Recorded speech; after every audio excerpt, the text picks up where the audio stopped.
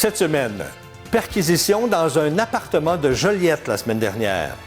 Du 29 novembre au 2 janvier, les services de police du Québec seront beaucoup plus présents sur les routes. Et finalement, l'Union des municipalités du Québec demande au gouvernement d'intensifier ses efforts pour contrer l'itinérance. Bonjour, ici Danny Bérubé. Bienvenue à vos actualités régionales.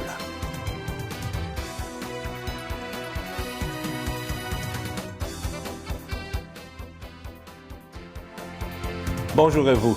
J'espère que vous allez bien. Bienvenue à votre bulletin de la semaine du 2 décembre 2024.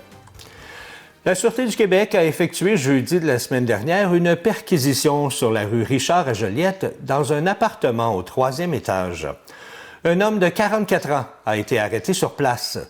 Les policiers ont saisi 531 grammes de cannabis, plus de 1000 comprimés de méthamphétamine, un peu moins de 20 000 cigarettes de contrebande et 1 020 $ en argent canadien.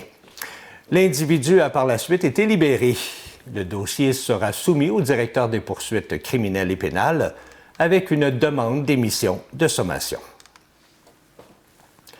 Les services de police du Québec, en collaboration avec les contrôleurs routiers de la SAAQ, intensifient leurs interventions du 29 novembre au 2 janvier dans le cadre de l'opération nationale concertée ciblant la capacité de conduire affaiblie par l'alcool ou la drogue. Ces interventions se traduiront, entre autres, par des dépistages qui pourraient être réalisés lors de contrôles routiers. Ils tiendront également une journée nationale d'opération de sécurité routière afin de contrer la capacité de conduire affaiblie et par le fait même procéder à la vérification des pneus d'hiver. Ça va se passer le 12 décembre et ce, partout au Québec.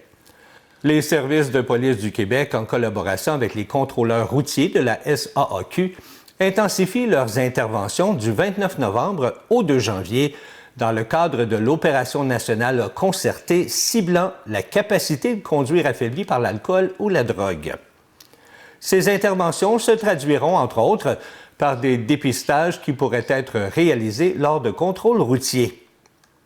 Ils tiendront également une journée nationale d'opération de sécurité routière afin de contrer la capacité de conduire affaiblie et par le fait même procéder à la vérification des pneus d'hiver. Ça va se passer le 12 décembre et ce, partout au Québec. En parallèle à cette opération nationale concertée, une campagne de sensibilisation sera déployée, notamment sur les différentes plateformes des médias sociaux des organisations policières. Pour sa part, la SAAQ lancera également sa traditionnelle campagne de sensibilisation du temps des fêtes du 2 au 29 décembre. Ayant pour thème cette année, il y a plein de bonnes raisons d'être conducteur désigné. Cette campagne visera à sensibiliser les conducteurs à l'importance de ne pas conduire s'ils ont pris de l'alcool, mais aussi à valoriser le rôle important des conducteurs désignés. Avoir recours à un conducteur désigné est une solution de rechange qui est efficace, simple et accessible, permettant de ramener tout le monde en sécurité. Rappelons que la conduite avec la capacité affaiblie par l'alcool ou la drogue demeure l'une des principales causes de décès sur les routes du Québec. Entre 2018 et 2022, en moyenne, l'alcool était en cause dans 25 % des collisions mortelles et dans 15 % des collisions avec blessés graves. Il demeure également primordial de mettre la population en garde face aux différents mythes qui circulent en lien avec la possibilité de recouvrer sa capacité de conduire plus rapidement dans certaines circonstances. Sachez qu'uniquement le temps permet de dissiper les effets liés à la consommation d'alcool ou de drogue. De plus, la pratique consistant à estimer son propre taux d'alcool avant de prendre le volant présente des risques importants et est conséquemment à proscrire. L'effet d'une seule consommation ne doit en aucun cas être sous-estimé. Lorsqu'on consomme alcool ou drogue, on ne conduit pas. Mercredi de la semaine dernière, le service de police de la MRC de Joliette, de Montcalm, de Dautré, ainsi que celle de Matawini ont effectué une opération de lutte contre la violence entre partenaires intimes dans le contexte des 12 jours de violence faites aux femmes. les policiers étaient présents soit dans des magasins ou à l'extérieur, ainsi qu'à plusieurs intersections sur le territoire. Lors de leurs interventions, ils ont reçu plusieurs témoignages de citoyens qui ont vécu ou déjà vécu de la violence conjugale. En 2023, le service de police compte 11 000 dossiers ouverts au sujet de violences entre partenaires intimes. À ce nombre, nous ajoutons le nombre de dossiers intrafamiliaux, ce qui fait au total 16 000 dossiers ouverts pour la période de 2023. Cette opération a permis aux citoyens d'apprendre à connaître les ressources disponibles pour ces situations. Alors que se déroulent les 4e États généraux de l'itinérance au Québec, l'Union des municipalités du Québec, l'UMQ, demande au gouvernement du Québec d'intensifier ses efforts pour contrer l'itinérance, un enjeu qui prend de l'ampleur dans toutes les régions. Les municipalités sont aux premières lignes de cette crise et constatent une augmentation préoccupante des campements et des installations permanentes dans les espaces publics. À l'approche de l'hiver, l'UMQ insiste sur l'urgence d'agir pour offrir des solutions immédiates et durables aux personnes en situation d'itinérance. L'UMQ presse donc le gouvernement du Québec de déposer un plan d'action national à court terme, incluant des ressources pour permettre aux municipalités de répondre aux besoins criants avant l'hiver, d'appareiller aussi des sommes fédérales annoncées pour les campements en les transférant sans condition aux municipalités dans les semaines à venir. On demande également d'améliorer la coordination entre le ministère des Affaires municipales, le secteur de l'habitation et le CIUS ainsi que le CI3S afin de maximiser l'efficacité des interventions. Et finalement, de permettre aux municipalités de déroger temporairement au cadre réglementaire pour accélérer la mise en place de projets liés aux personnes en situation d'itinérance. M. Bruno Marchand, président du comité sur l'itinérance de l'UMQ et maire de Québec, déclare que le gouvernement doit agir avec urgence et cohérence pour épauler les villes dans cette crise humanitaire.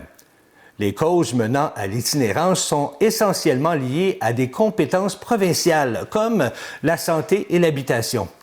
C'est donc au gouvernement d'assumer un plus grand leadership dans la situation de crise que traverse le Québec, et cela doit venir du plus haut niveau du gouvernement. M. Marchand interpelle directement le premier ministre du Québec, M. François Legault, afin qu'il s'implique personnellement dans la réponse à la crise de l'itinérance. Il est nécessaire d'en faire un enjeu politique basé sur une volonté collective d'aider les personnes les plus vulnérables. Bonne nouvelle pour l'effectif infirmier dans Lanaudière. Il est en hausse de 3,24 %. C'est ce qu'a diffusé l'Ordre des infirmières et infirmiers du Québec le 13 novembre dernier. L'Ordre s'est doté d'un tableau de bord interactif qui est disponible en ligne afin de diffuser ces données statistiques en temps réel. La région de Lanaudière compte ainsi 3 088 membres inscrits au tableau avec un permis d'exercice régulier, ce qui représente un taux de croissance de 3,24 %. Lanaudière a aussi 54 infirmières et infirmiers de la relève ayant intégré le marché du travail. Le Québec compte de son côté 82 381 infirmières et infirmiers qui peuvent exercer la profession, soit un taux de croissance de 2,93 % par rapport à l'année précédente à pareille date. En progression continue, la profession a atteint son apogée au 31 mars 2024 avec 83 283 membres. La coop de solidarité du lac Masquinongé annonce l'implantation de son nouveau concept de nanobrasserie et de halte cycliste, le Lab Masquibière, Kombucha et Vélo, pour l'été 2025. Deux projets locaux très attendus, l'aménagement de la véloroute Brandon et la nanobrasserie. La coop espère que la jonction des deux devienne un pôle touristique attractif et un lieu social rassembleur. D'ici l'été 2025, eh bien, le Lab Masquis souhaite débuter à brasser de la bière et du kombucha de manière artisanale, collective et éco-responsable. Le tout coulera à quelques mètres vers le bal Masquis. En plus, on veut aménager une halte cycliste avec station de réparation, table de pique-nique, support et abreuvoir pour le plus grand bonheur des visiteurs actifs. Selon M. Daniel Baudouin, administrateur de la coop et copromoteur du projet, il est plus que temps que notre coin de pays se dote d'une brasserie artisanale à son image, créative, innovante et rassembleuse. Pour donner une impulsion au projet, eh bien, une campagne de sociofinancement se tient présentement jusqu'au 2 janvier, avec comme objectif d'atteindre la somme de 12 121 $. Si la coop atteint la cible, eh bien, le ministère du Tourisme doublera cette mise. On peut dire que la future nanobrasserie de Saint-Gabriel a le vent dans le dos. La fin de Poste Canada est-elle proche? La population a-t-elle encore besoin de Poste Canada? L'entreprise peut-elle survivre à des pertes financières records, comme les 748 millions de dollars enregistrés en 2023? Le service postal canadien se trouve-t-il à un tournant historique où il devra réinventer son modèle économique pour continuer à exister? Eh bien, ces interrogations, issues des constats alarmants du dernier rapport financier, mettent en lumière l'urgence d'une réflexion nationale sur l'avenir de cette institution essentielle, mais en péril. D'après le dernier rapport financier annuel, Poste Canada a enregistré une perte avant impôt de 748 millions de dollars en 2023, en augmentation par rapport aux 548 millions de 2022. L'entreprise, qui fonctionne sans subvention publique, dépend entièrement des revenus générés par ses services pour couvrir ses coûts. La baisse constante du volume de courrier, ajoutée à une forte concurrence dans le secteur de la livraison de colis, augmente chaque année les pertes financières de l'entreprise. En quelques chiffres, le volume de lettres livrées est passé de 5,5 milliards en 2006 à 2,2 milliards en 2023. Alors que le nombre d'adresses desservies augmente constamment, soit de 14,3 millions en 2006 à 17,4 millions en 2023.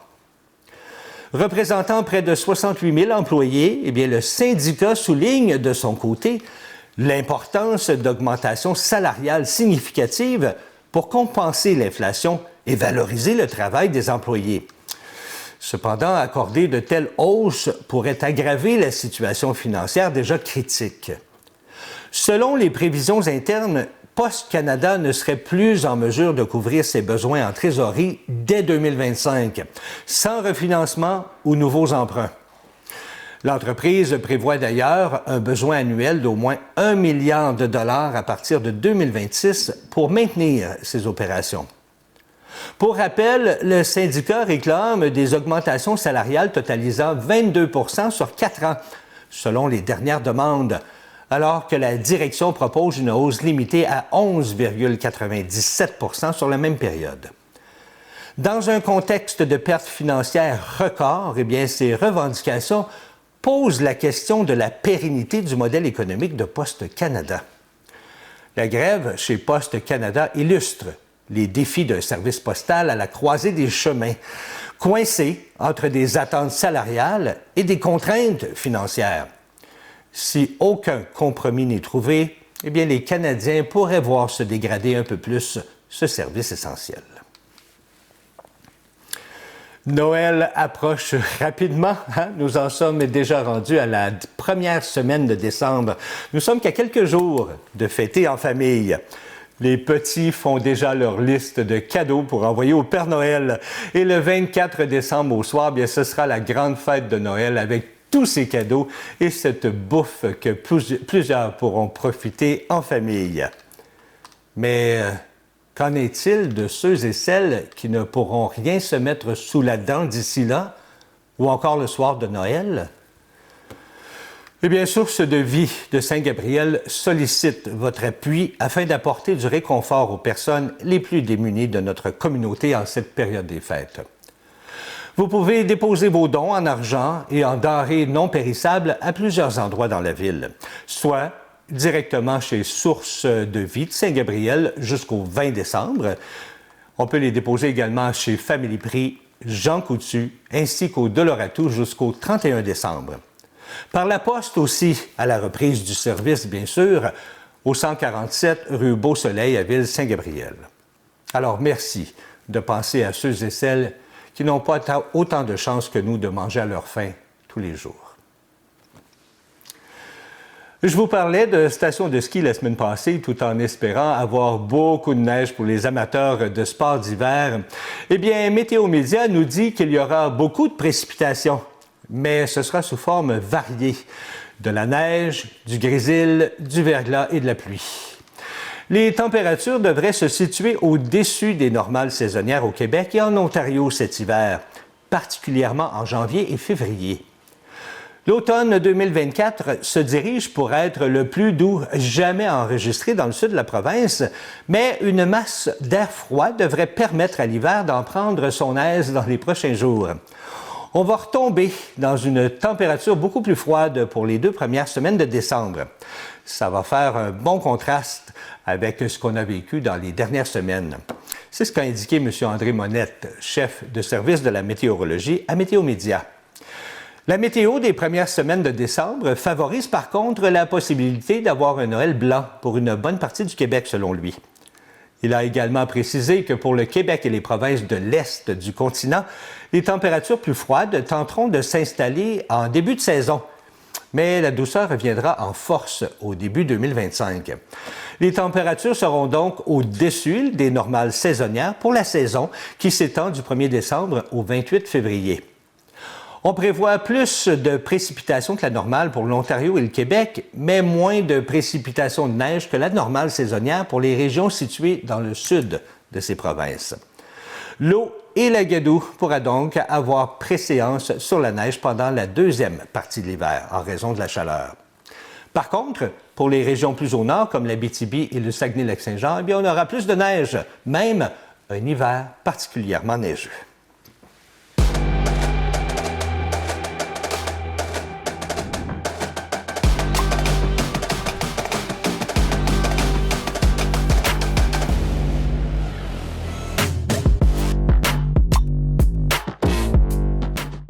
Une autre défaite pour nos Loups samedi de la semaine dernière lors de la partie contre les HCVC de Sainte-Adèle au centre sportif Pays d'en Haut.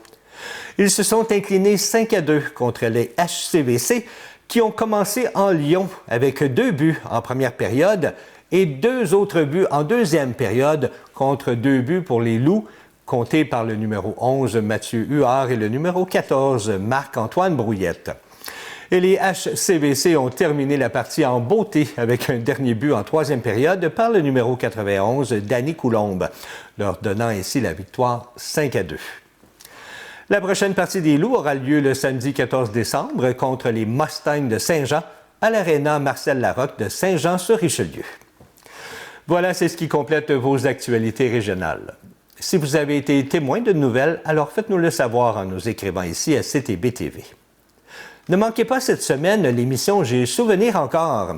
Gilles Comeau et Loulou Paquette nous parlent de Francis Linel, cet impressionnant chanteur, danseur et meneur français né à Marseille en 1928 et décédé tout dernièrement en 2022. C'était Danny Bérubé pour vos actualités régionales. Je vous souhaite une agréable fin de journée.